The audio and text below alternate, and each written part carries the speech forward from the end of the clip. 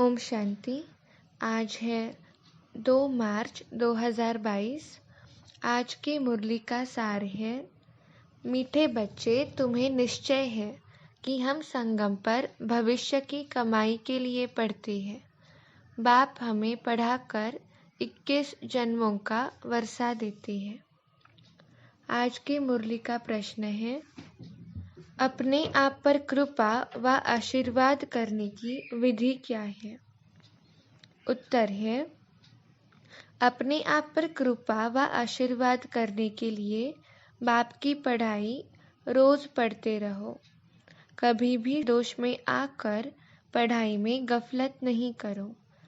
जो सदा श्रीमत पर चलते हैं वह अपने आप पर कृपा करते हैं। उन्हें बाप की भी आशीर्वाद मिलती रहती है। आज के मुरली का गीत है, मैं एक नन्हा सा बच्चा हूँ। ओम शांति। बाबा कहते हैं कि मैं तुमको राजाई प्राप्त करा रहा हूँ इस राजयोग और ज्ञान द्वारा।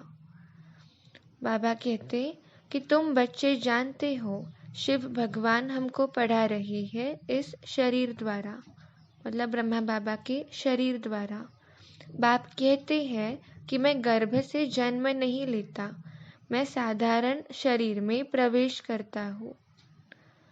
बाबा कहते कि यह बाबा तो विचित्र है, इनको अपना शरीर नहीं है। शरीरधारी को कभी भगवान नहीं कहना चाहिए, स्थूल व सूक्ष्म कोई भी हो। आत्मा इन ऑर्गन्स द्वारा याद करती है परमपिता परमात्मा को। बाबा कहते कि भगवान कहने से निराकार ही याद आते हैं। निराकार परमात्मा की ही बंदगी करते हैं। वह कहते हैं, मैं भी हूँ आत्मा परंतु सुप्रीम हूँ। मेरा भी चित्र बनाते हैं। बाबा कहते कि तुम आत्माओं के भी चित्र बनते हैं।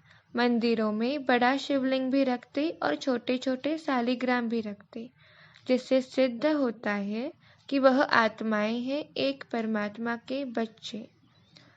बाप हमेशा बड़ा होता है इसलिए बड़ा लिंग बनाते हैं, पर वास्तव में आत्मा छोटी बड़ी नहीं होती।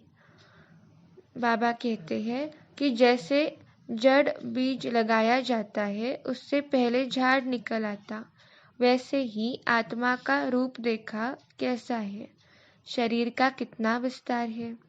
तो पहले नई बात यह है कि यहाँ परमात्मा बाप पढ़ाते हैं। बाबा कहते हैं कि मैं तुमको राजयोग सिखलाता हूँ, जिससे भविष्य 21 जन्मों के लिए तुमको देवता बनाता हूँ। यहाँ सारी राजधानी स्थापन होती है।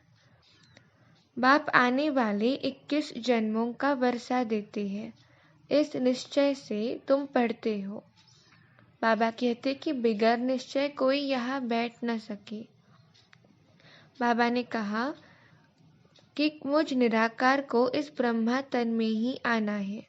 यह अनादि बना बनाया ड्रामा है। बाबा कहते हैं कि फिल्म में जो एक बार पार्ट हुआ वह फिर रिपीट होगा, इसमें भूल चूक हो नहीं सकती। यह बातें बिल्कुल नई है जो कोटों में कोई ही समझते हैं। बाबा कहते हैं कि यह पढ़ाई ऐसी है जो जहाँ तक जीते रहो वहाँ तक पीते रहो, अंत तक यह पढ़ाई चलती रहेगी। बच्चों को यह नशा चढ़ता है कि हमको भगवान पढ़ाते हैं। बाबा कहते हैं कि अंदर में सदैव बहुत खुशी रहनी चाहिए। हम गॉडली स्टूडेंट गॉड फादर परमपिता परमात्मा के स्वर्ग का जो स्वराज्य ले रही है, तो इसकी बहुत खुशी रहनी चाहिए। बाबा कहते कि इस पढ़ाई में माया के विघ्न भी बहुत पड़ते हैं, चलते चलते पढ़ाई छोड़ देते हैं। पर बाबा कहते कि यह रूहानी पढ़ाई रोज पढ़नी चाहिए। बाबा ने कहा कि पिछाड़ी में फिर बहुत कुछ देखेंगे, जिसे शुरू शुरू में साक्षात्कार हुए।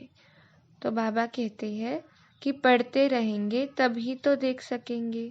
अगर कोई का कर्म बंधन नहीं है तो पढ़ाई पर पूरा ध्यान देना चाहिए।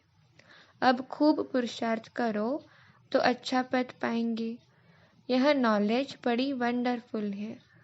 बाप बैठ बच्चों को समझाते हैं, कहते हैं बच्चे अब गफलत मत करो, माया तुम्हारा दीवा झट बुझा देगी, इसलिए बाप को अच्छी तरह याद करना और पढ़ना है। जैसा संग वैसा रंग लग जाता और बंधन नहीं है तो बैठ पढ़े और पढ़ाए। बाबा कहते कि चित्र बहुत अच्छे बने हुए हैं, बाबा युक्तियाँ रच रहे हैं। तुम्हारी बुद्धि में सारा दिन स्वदर्शन चक्र फिरना चाहिए। बाबा कहते हैं कि देह अभिमान अगर बहुत है, मित्र संबंधी शरीर का भान आदि याद रहता है तो धारणा नहीं हो सकती। बाबा कहते कि तुम अपने ऊपर पढ़ने की कृपा करो, श्रीमत पर चलना यही कृपा है। नहीं चलते गोया अपने ऊपर अकृपा कर श्रापित करते हैं। बाबा कहते कि हद के संबंधों आदि से मोह का त्याग करना ही है। बाबा कहते कि देही अभिमानी बनो तो अंत में तुमको मुक्ति धाम तथा सुख धाम की याद पड़ेगी। शांति धाम और सुख धाम, और यह है दुख धाम। आदि मध्य अंत, नई दुनिया, बीच की दुनिया और पुरानी दुनिया। जब आधा समय पूरा होता फिर पुरानी दुनिया का नाम शुरू होता। बाबा कहते हैं कि एक प्रदर्शनी से 2-4 भी ठहर जाए तो अहो सौभाग्य। दिन प्रतिदिन यह प्रदर्शनी भी वृद्धि को पाएगी। चलते चलते फिर रोज 10,000 भी आएंगे। बड़े बड़े हॉल, बड़े बड़े चित्र भी होंगे। समझाने वाले भी तीखे होंगे। अंत में महिमा तो निकलनी ही है। कहेंगे हे प्रभु, आपकी पतित दुनिया को पावन बनाने की गति सबसे न्यारी है। बाबा कहते कि मायावी विघ्न पड़ते हैं पर श्रीमत छोड़नी नहीं है। माया बड़ी मोहिनी है, कितने फैशनेबल हो गए हैं। समझते हैं हमारे लिए यह स्वर्ग हो गया। माया का पॉम्प फॉल ऑफ रावण राज्य है। बाबा कहते कि साइंस के कारण माया का भपका बहुत है। बाबा ने कहा कि यह राज्य रुण्य के पानी मिसल मृग तृष्णा समान है। यह राज्य गया की गया, कल्प की बात है। कल्प कल्प नई दुनिया होती रहती है और पुरानी दुनिया खत्म होती है। त्रिमूर्ति शिव भी है, ब्रह्मा द्वारा स्थापना कर रही है, शंकर द्वारा विनाश। बाबा कहते कि यह बुद्धि में धारणा करनी है, फिर सर्विस करनी है कि देवी राज्य स्थापन कर जन्म जन्मांतर फिर पालना करते हैं। बाबा कहते हैं कि सच्ची गीता के तुम पाठी हो, सुनना सुनाना कांटों को फूल बनाना है।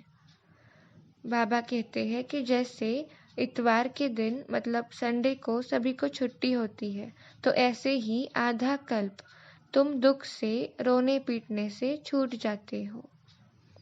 धारणा की मुख्य पॉइंट्स है, कर्म बंधन से मुक्त हो, रूहानी पढ़ाई रोज पढ़नी है। जहाँ तक जीना है पढ़ाई जरूर पढ़नी है।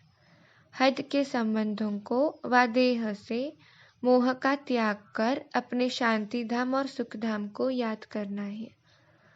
आज के मुरली का वरदान है, मन बुद्धि संस्कार व सर्व कर्मेंद्रियों को नीति प्रमाण चलाने वाले स्वराज्य अधिकार भव। मन बुद्धि संस्कार व सर्व कर्मेंद्रियों को नीति प्रमाण चलाने वाले स्वराज्य अधिकारी भव। स्वराज्य अधिकारी आत्माएं अपने योग की शक्ति द्वारा हर कर्मेंद्रियों को ऑर्डर के अंदर चलाती है। न सिर्फ स्थूल कर्मेंद्रियां, लेकिन मन बुद्धि संस्कार भी राज्य अधिकारी के डायरेक्शन अथवा नीति प्रमाण चलते हैं। वे कभी संस्कारों के वश नहीं होते, लेकिन संस्कारों को अपने वश में कर श्रेष्ठ नीति से कार्य में लगाते हैं। श्रेष्ठ संस्कार प्रमाण संबंध संपर्क में आते हैं। स्वराज्य अधिकारी आत्मा को स्वप्न में भी धोखा नहीं मिल सकता। स्लोगन है, निर्माणता की विशेषता को धारण कर लो तो सफलता मिलती रहेगी। अच्छा, ओम शांति।